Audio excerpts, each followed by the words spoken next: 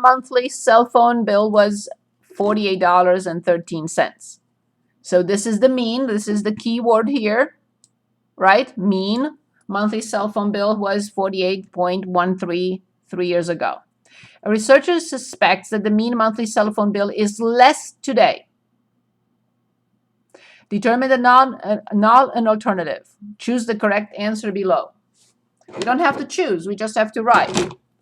Can anyone give the null and the alternative?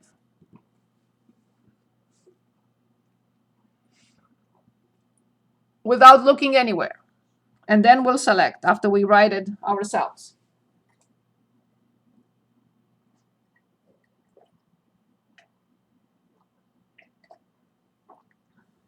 Anyone?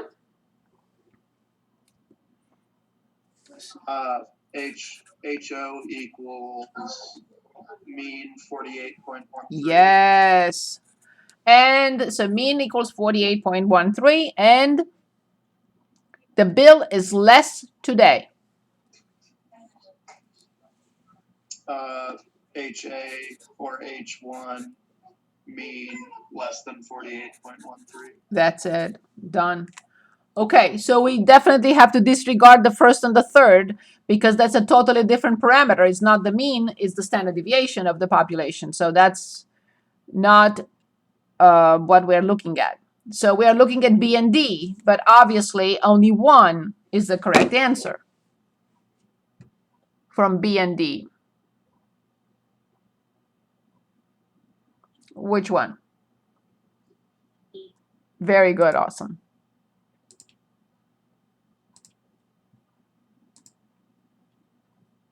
I think this is a very good method of reinforcing what we are looking at. And I'm sorry I didn't do this from the very beginning. But we will have enough time to go back to the previous 6 chapters for those of you who want to take the midterm again. I'm ready. There was more to number 14. Oh, no, I'm sorry. Was it? Okay, sorry.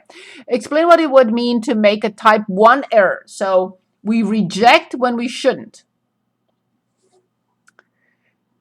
The sample evidence did not lead the researcher to believe the mean monthly cell phone is less. Nope. The sample evidence led the researcher to believe that the mean monthly cell phone bill is different, when in fact the mean is this. Aha. We reject, but it's actually we shouldn't. So we reject when in fact it's true. So let's also read C. The sample evidence led the researcher to believe the mean monthly cell phone bill is less than, when in fact the mean bill is 48.13. So the sample evidence led the researcher to believe that monthly cell phone bill is less than. So we will be rejecting the null hypothesis, when in fact the mean bill is still 48.13. Let's read B one more time. Tell me what the difference is between B and C. The sample evidence led the researcher to believe that the mean monthly cell phone bill is different from 48.13, when in fact the mean is this. We completely disregarded part A because it makes no sense to what we're doing. Which one is completely incorrect here? B or C? First of all, notice something very important. This word here. This word. The word different. This is not what we are testing. We're not testing different. We're testing if less than. Exactly. So that's why part B has to be completely taken out of there. I mean, thrown out. Because we are not testing that, first of all. So the sample evidence led the researcher to believe that the mean monthly cell phone bill is less than, when in fact, so he's wrong. So he is rejecting the null hypothesis when in fact the null hypothesis is true.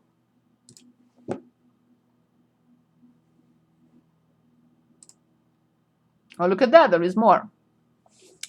Explain what it would mean to make a type 2 error, choose the correct answer. Remember, we failed to reject the null when in fact we should, when the null is now no longer supported by the sample. Failed to reject, keep that in mind. The sample evidence did not lead the researcher, to believe, okay? The last one, obviously, the sample evidence led the researcher to believe blah, blah, blah. It's false because this is not what we're trying to do.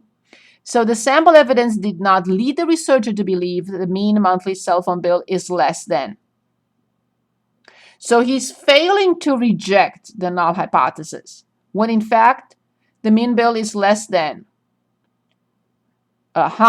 So he's failing to reject when in fact he should reject. Okay, let's read B. The sample evidence did not lead the researcher to believe the mean monthly cell phone bill is different. Oh, no, we're not talking about different. Last one again. The sample evidence led the researcher to believe the mean monthly cell phone bill is less than, when in fact the mean bill is less than. It's A. It is A. Be very careful. I personally, because English is not my forte, I have to read several times. So please be careful. They are trying to trick us also. And the nuances are very, very important, right? You have to read it several times. I do.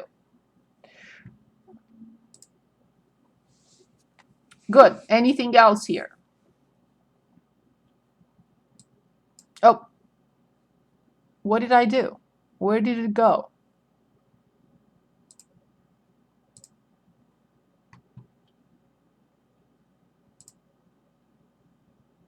Okay, it's starting me for the beginning. That's fine. Anything else? 21. 21. Good. 5 years ago, 9.7%, that's very clear, right? We are talking about P when I see 9.7%, right? Not mu. Of high school students had tried marijuana for the first time before the age of 13. A school resource officer thinks that the proportion of high school students who have tried marijuana for the first time before the age of 13 has decreased since then. Can anyone give us the null and the alternative?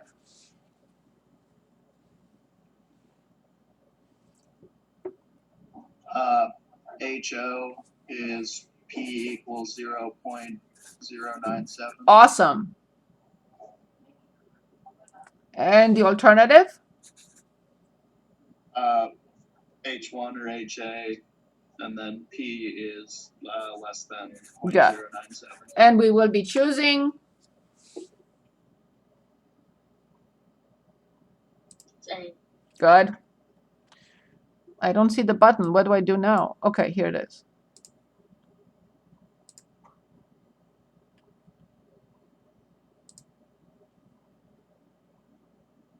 There is something else? Continue. Yeah, it's probably something else. Okay. Suppose sample data indicate that the null hypothesis should not be rejected. So remember, I write in my notes, fail to reject. Fail to reject H0 or H0 or the null hypothesis. State the conclusion of the researcher. There is not sufficient evidence to conclude that the proportion of high school students has decreased. Perfect. Let's read on though. There is sufficient evidence to conclude. No. No. If I fail to reject, I cannot say there is sufficient evidence to conclude the proportion of high school students has stayed the same.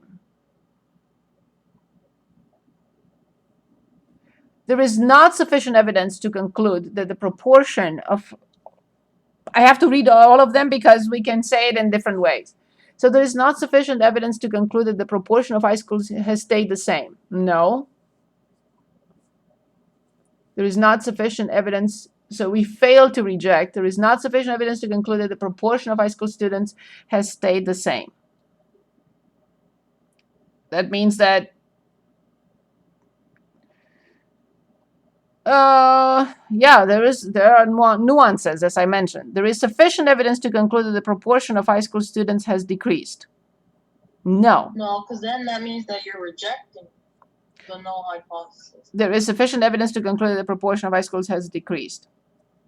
Correct. So there is not sufficient evidence to conclude the proportion of high school students has decreased. There is sufficient evidence, so we fail to reject. Fail to reject because there is not sufficient evidence to conclude that the proportion of high school students has decreased. There is sufficient evidence to conclude the proportion of high school students has stayed the same.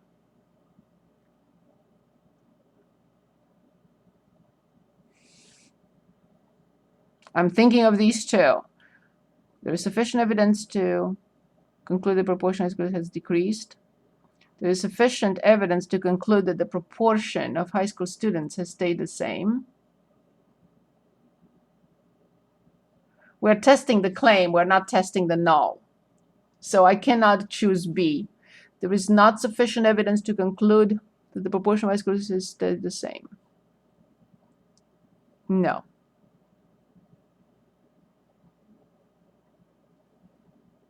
It's Sufficient. hard. It's. I I think it's B. There is sufficient evidence to conclude the proportion of high school students. There is sufficient evidence to conclude that the proportion of high school students. There is not sufficient evidence. I do prefer, as I mentioned from the beginning, but now the more I read them, the more there is not sufficient evidence to conclude the proportion of high school students has decreased. There is sufficient evidence to conclude the proportion of high school students has stayed the same. Yeah, when I read the first one, I said perfect from the very beginning. But there is sufficient evidence.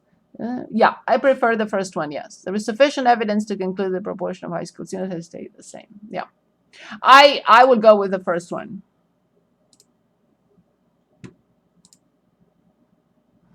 Supposing, but you have to read them carefully, all of them. Suppose, in fact, that the proportion of high school students who have tried marijuana before the age of 13 was 9.2%. So initially, the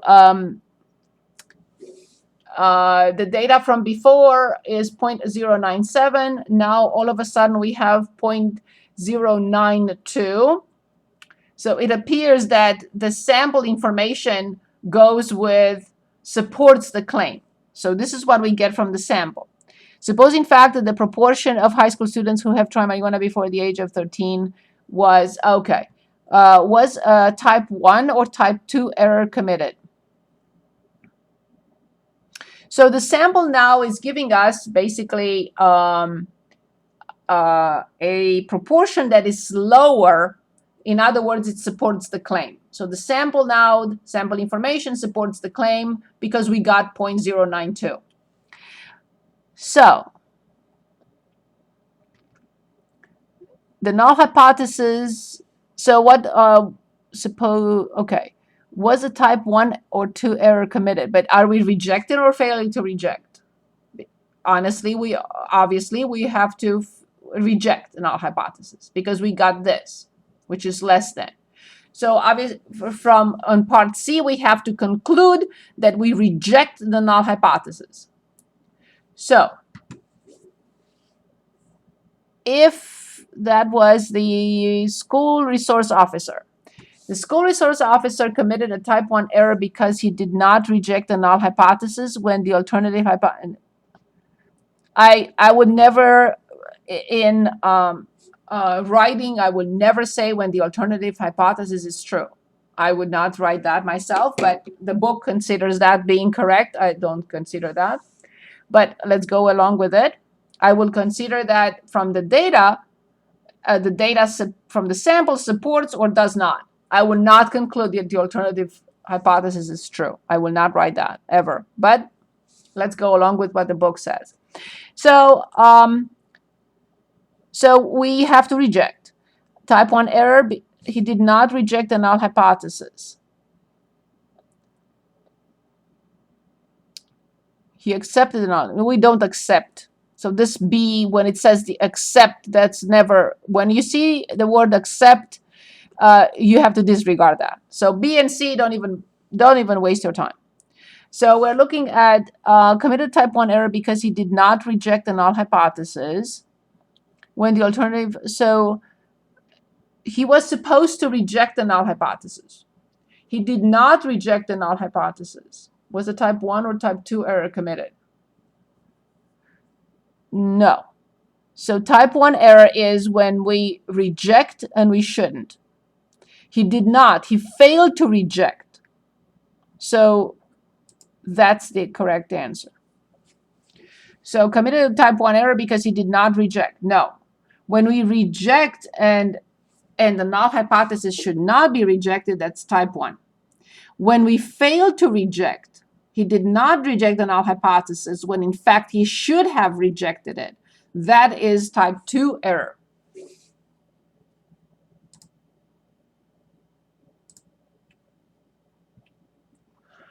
Okay, good pick.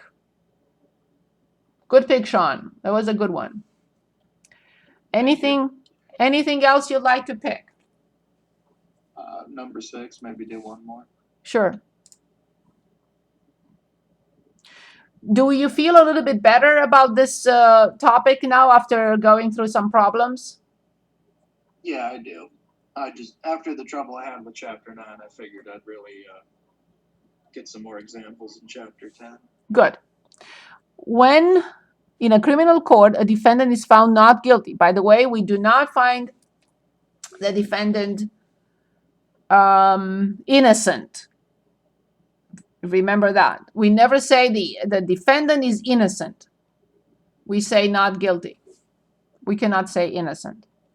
Okay, so when in a criminal court, the defendant is found not guilty, is the court saying with certainty that he or she is innocent? No.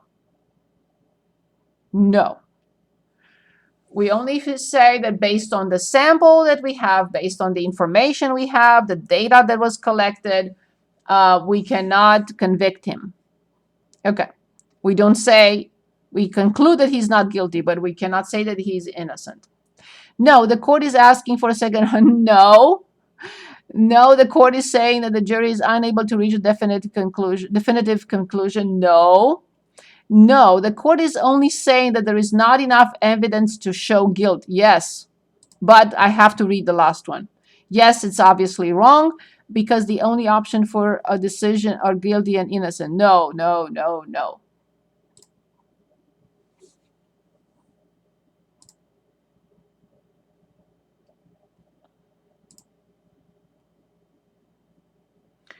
Okay, so we have like 9 more minutes. I'd like to use them efficiently. So let's choose something else.